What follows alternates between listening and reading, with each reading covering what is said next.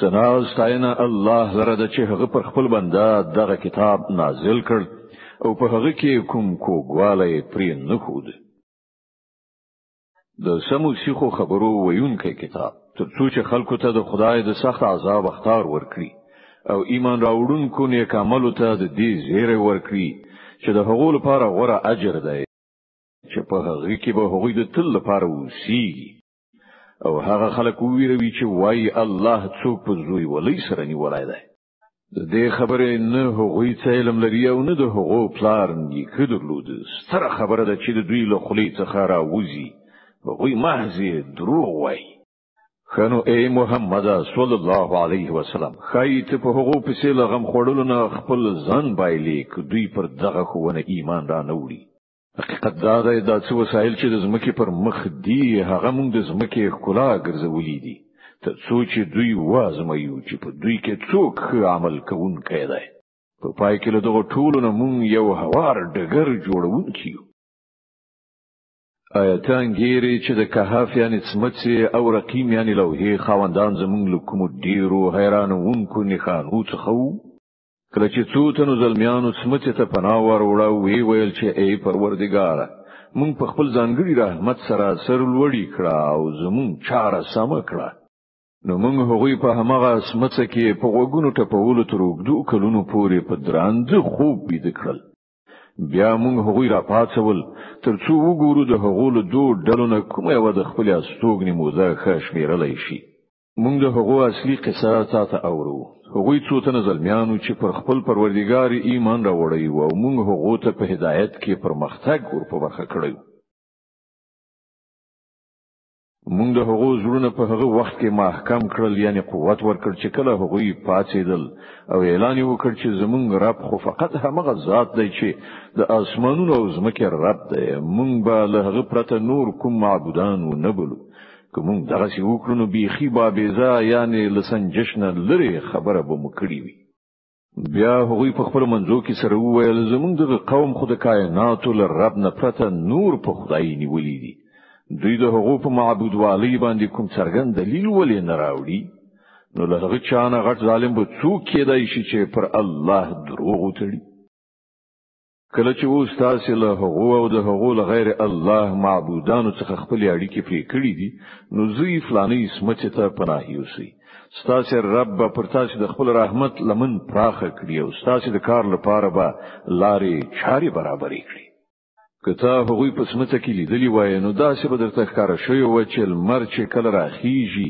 نو د هغو سمڅ پرېږدي خیلوري ته تاویږي او کله چې پریوزي نو له هغو نه کین لوري ته اوړي پریوزي او هغوی په سمڅ کې دننه په یو پراخ ځای کې پراته دي دا د الله له نښانو څخه یو ده چاته چې الله سم لار وخی همغه سم لار مندون کړي او څوک چې الله دی لاري کړی د هغه لپاره به کوم لار خود سرپرست و نشي ویندلای دا به د هغو په لیدلو انګیرلې و چې هغوی ویښتي په داسې حال کې چې هغوی ویده پراته مونږ هغوی په خیو کینه اړخ باندې اړول را اړول او د هغو سپید سمڅ په خلو کې څنګهلې غوړول ناس کته چیرته په یو کلکشک پټ غوندې هغوی لیدلی وای نو په شاب ورڅخه په تیښت راګرځیدلای وای او پر تابه د هغو لیدنې نه هیبت ناست وای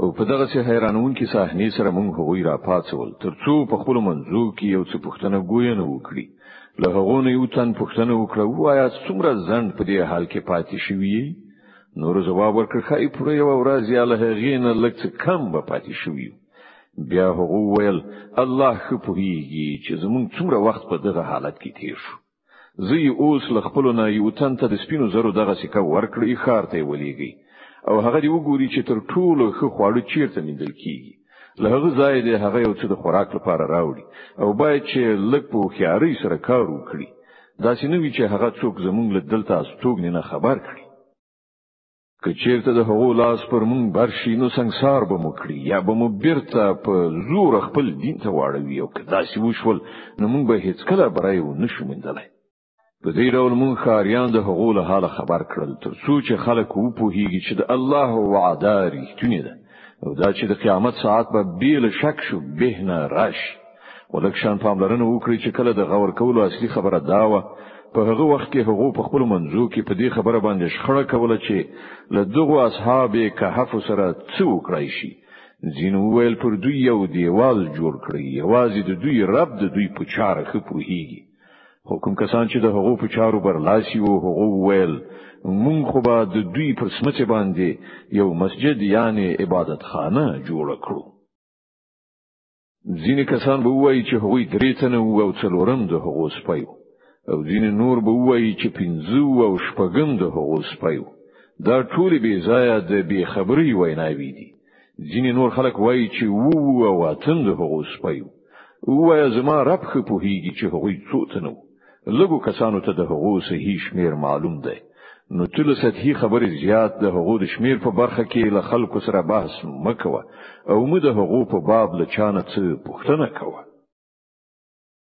او یو شی ته مو وایي چې زه به هغه سبا کوم، مګر دا چې ورسره زیات کړي وای ان شاء الله، یعنی کله الله خوښه وه. که په هیر سره دغه ډول خبره له خلې نه ووځي نو سم د لاس خپل رب یاد کړه وایي کله د چې زما پروردگار به په دې معاملې کې نیکی ته د ډېرې نږدې کړنچارې پلوري ماته لارښوونه وکړي. او هغوی په خپل سمڅه کې 300 شمسي کاله پاتې شول، یعنی د اصحاب کهف حساب په شمسي کالونو باندې وو او د قمري کال په حساب دوی 9 کاله زیات کړل، یعنی چې هغه د دواړو حسابونو ترمنځ فرق دی. ته وایې الله د هغو د استوګنې په موده ډېر ښه پوهیږي. د اسمانونو او زمکه ټول پټ حالات همغه ته معلوم دي. هغه څومره خلی دونکې او اوریدونکې دی.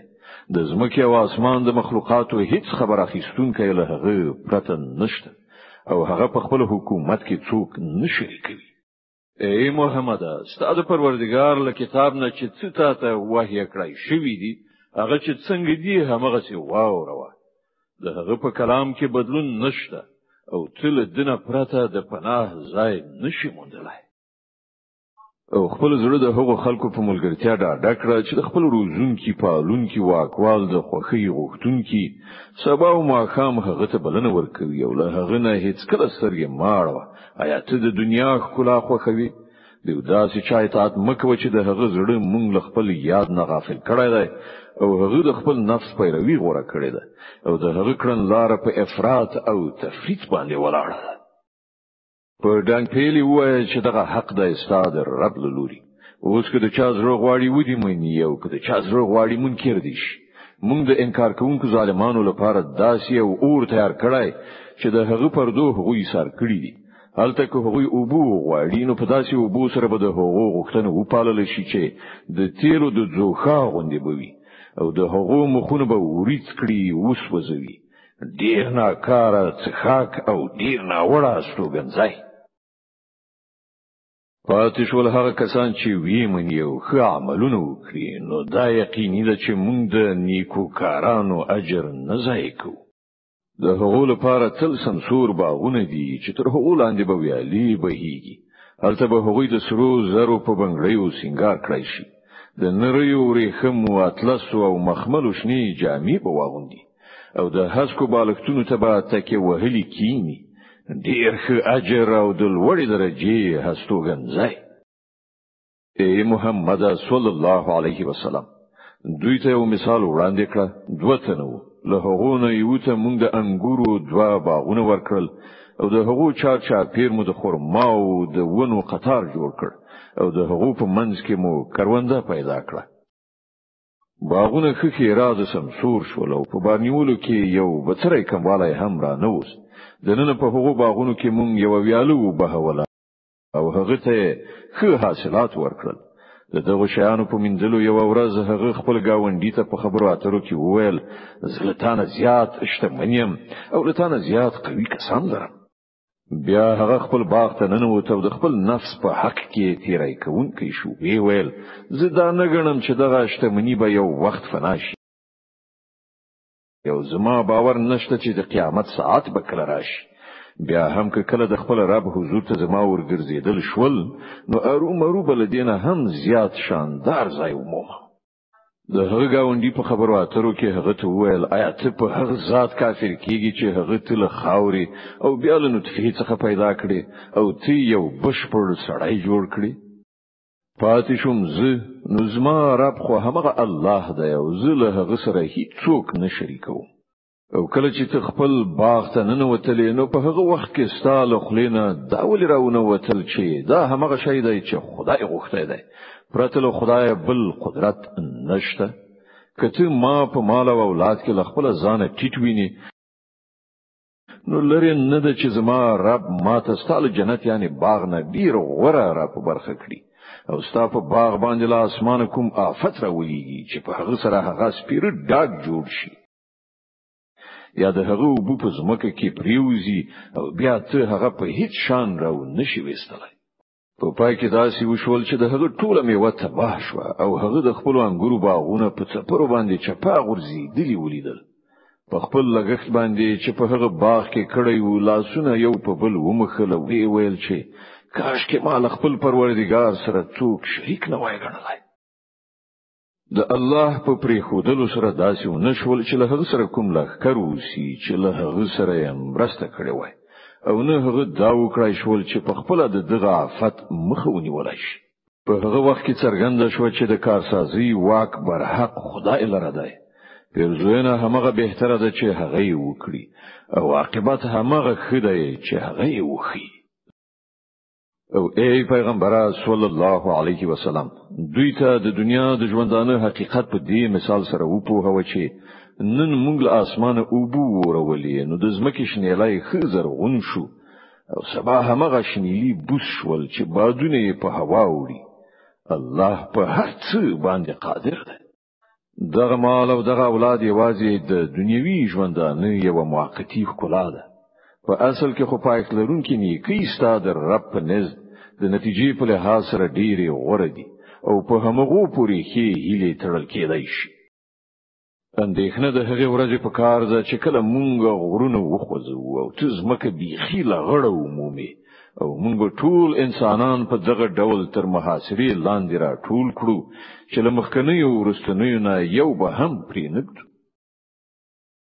او ټول بستا د رب حضور ته لیکي وړاندې کړی شي دا دی وګورئ راغلی کنه تاسو مونږ ته په همغه شان لکه چې مونږ تاسو لمړی ځل پیدا کړی وي تاسو خدا غنلې و چې مونږ تاسو لپاره د کومي وعده وخت نه دی ټاکلی او د عملنامې کتاب مخې ته کې خودل شي په هغه وخت کې به تو ګوري چې مجرمان به د خپل ژوند د کتاب ثبت شو چارو نه ویریدونکي وي او ویونکي به وي چې هاي زمونږ بدبخته دا څنګه کتاب دی چې زمونږ هیڅ وړوکی غټ حرکت تاسو نه دی پاتې چې په دې کې د شوی نه وي هر څه چې هغوی کړی وو هغه ټول به خپل مخې ته حاضر ومومي او ستار رب پر هیڅ یو بڅره ظلم نه کړی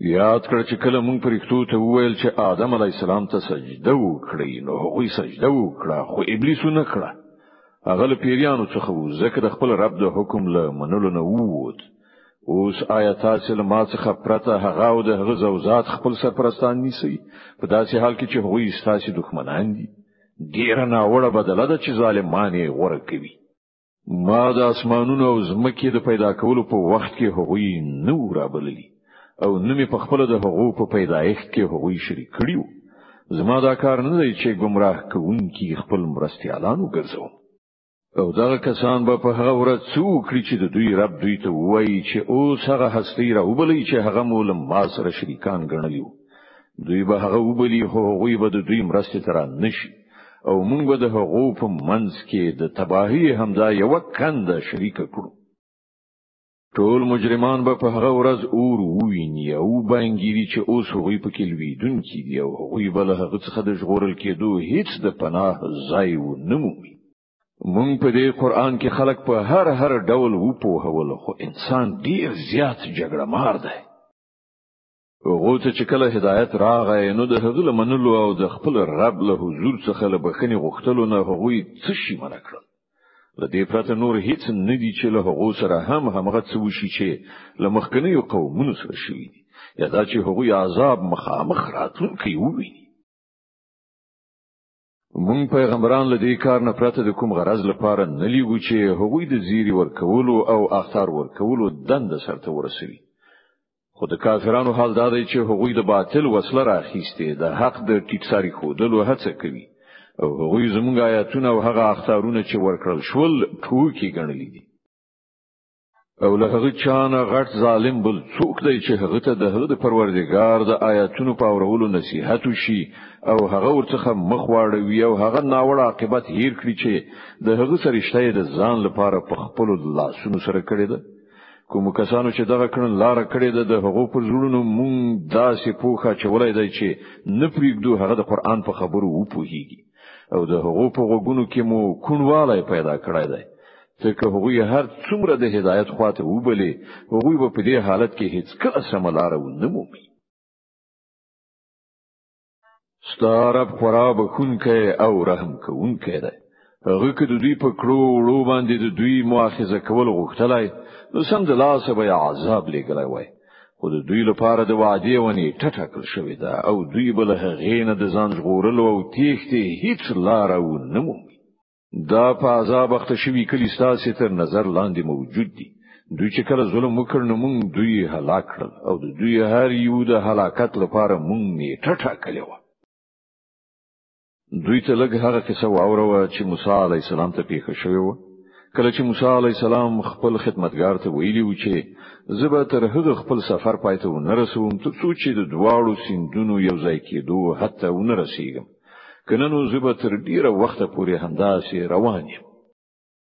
نو کله چې هغوی دواړه د هغو دواړو سیندونو د یو ځای کېدو حتی ورسېدل نو له خپل ماهینه غافل شول او هغه په داسې شان په سیند کې لاړ لکه چې کومه په خل لار جوړه شوې وي. وړاندې چې لاړل موسی علی السلام خپل خدمتګار ته وویل راوړه زموږ سبا ناره د نن ورځې په سفر کې خو مونږ ډیر زیات ستومانه شوو. خدمتګار وویل ته ولیدل دا څه وشول؟ کله چې مونږ د هغه کټ سره دمه جوړه کړې و په هغه وخت کې ماهی ته زما پام نشو او شیطان زه داسې په غفلت کې واچولم چې تا ته د هغه یادول راڅخه هیر شول. ماهی خو په عجیبه ډول ووت په سیند کې لاړ. موسی علی السلام وویل مونږ خو د همدې په لټه کې وو. نو هغوی دواړه په خپلو پلونو قدم په قدم په شاسته نشول او هلته هغوی زمونږ له بندگانو څخه یو بنده وموند چې هغه مونږ په خپل رحمت سرلوړی کړی او له خپل لوري نه مو یو خاص علم ور په برخه کړی. موسی علی السلام هغه ته وویل آیا زه له تاسو سره پاتې کېدای شم تر څو چې ته ماته هغه علم راز دکړې چې تاسو درخودل شوی دی؟ هغه جواب ورکړ ته ما سره صبر نشې کولای او لکم شینه چې ته نه خبر پر هغه څنګه صبر کولای شي؟ موسی علی السلام وویل ان شاء الله ته به ما صبر کوونکی بیا مومي او زبه په هیڅ چاره کې ستاله امر نه سر و نه غړو.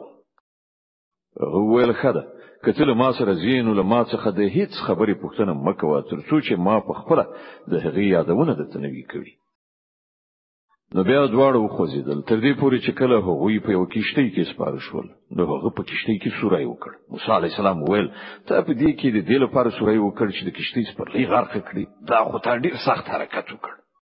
هغه وویل ما ته نو ویلي چې ته ما سره صبر نشې کولای. موسی علی السلام وویل په هیره مې منی زما په برخه کې ته لږ غونډې له سختۍ نه کار ما اخلا. بیا هغوی دواړه لاړل تر دې پورې چې لیو هلک سره مخامخ شول او هغه سړی هغه وواژ. موسی علی السلام وویل تا یو بی ګناه واژې په داسې حال کې چې هغه څوک نه وژلی. دا کار خو ډیر بد وکړ. وویل ما ته نو ویلي چې ته ما سره صبر نشې کولای. موسی علی السلام وویل دینه ورسته کما در څخه د څه پوښتنه وکړه نو بیا ته مال ځان سره مپرېږده. دا ځل خو زمال لوري درته عذر وړاندې شو. بیا هغوی وړاندې لاړل تر دې پورې چې وکلی ته ورسېدل او د هغه ځای له خلکو نه یې خواړه وغوښتل. خو هغوی د دې دواړو له میلمه کولو نه انکار وکړ. هلته دوی یو دیوال ولید چې نږدې ولویږي. هغه سړی هغه دیوال بیرته محکم ودراو. موسی علی السلام وویل که تا غوښتلای نو په دې کار باندې د مزدوري اخیستلای شو. هغه وویل نور له تاسو سره زما ملګرتیا پای ته ورسېده. اوس زه تا دغه خبرو په حقیقت خبروم چې پر هغه باندې تاسو صبر ونه شو کړای. د هغې کشتۍ موضوع دا ده چې هغه د څو تنو بېوزلو کسانو و چې په سیند کې د زیارکښۍ مزدوري کوله. ما وغوښتل چې هغه عیبي کړم ځکه چې وړاندې د یو داسې باچا سیمه و چې هر بیړې په زور اخیستله. پاتې شو هغه هلک د هغه مور او پلار مؤمنانو. مونږ ویریدو چې دغه هلک به په خپل سرکشي او کفر سره هغوی تنګ کړي. له دې عمله مونږ غوښتل چې د هغو رب د هغه په بدل کې هغو ته داسې اولاد ورکړي چې په اخلاقو کې هم لدنه خوي او له هغه نه د صله رحم هیله هم زیات وي. او دغه دیوال معاملې دا ده چې دا د دوه یتیمانو هلکانو دی چې په دغه ښار کې اوسېږي. تر دغه دیوال لاندې د دغه ماشومانو لپاره یو خزانه ښخه ده او د هغو پلار یو ښه سړی و. له دې عمله ستا رب غوښتل چې دغه دوه ماشومان د ځوانۍ سن ته ورسیږي او خپل خزانه راوباسي. دا ستا د رب د رحمت په اساس شوی دی. ما په خپل سر څه نه دی کړی. دا د هغو خبرو حقیقت چې تا پرې صبر نشو کړای. او اے محمد صلی الله علیه وسلم، دوی لتانه د ذوالقرنین په باب پوښتنه کوي. دوی ته وایي زه به د هغه څه حال تاسو ته واورم. مونږ هغه ته په ځمکه کې قدرت ورکړیو او هر ډول وسایل او اسباب مور بخلیو. هغه لمړی د لویدیځ خواته د اقدام اسباب برابر کړل. ان تر دې پورې چې کله هغه د لمر پریواتو تر حد ورسېدو نو هغه لمر په تورو وبو کې ډوبېدونکی ولید او هلته یو قوم ومند.